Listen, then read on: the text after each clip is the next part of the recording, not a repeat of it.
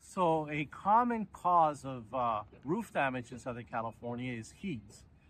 As you can see on this roof, you have extensive damage to the ridge caps and to the shingles. The ridge caps are falling apart to the touch.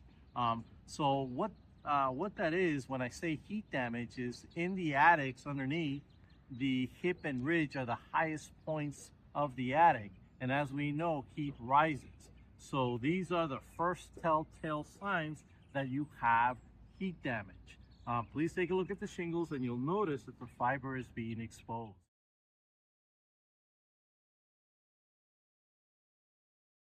So when shingles lose their granules and have this fiber exposed, one of the things that happens is that water seeps through the actual shingles. Here is a perfect example. So you see this is water, and what generally happens is that it'll find the staple or the nail and penetrate through that.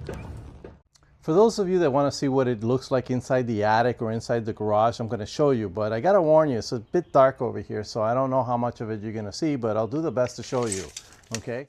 So it's right, the ridge vent, it's right there at the tip of my tape measure.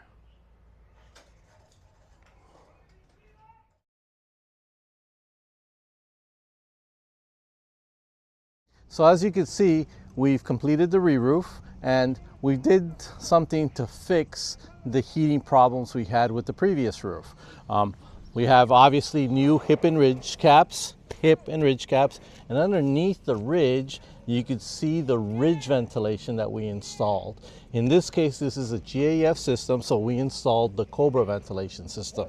The important thing to point out about Cobra ventilation system is that we cut about a 1.5 to 2 inch gap on either side of the ridge to make a 3 or 4 inch opening. And then we put the Cobra material on top to prevent any bugs or wind-driven rain from coming in, and then we put the ridge caps on top.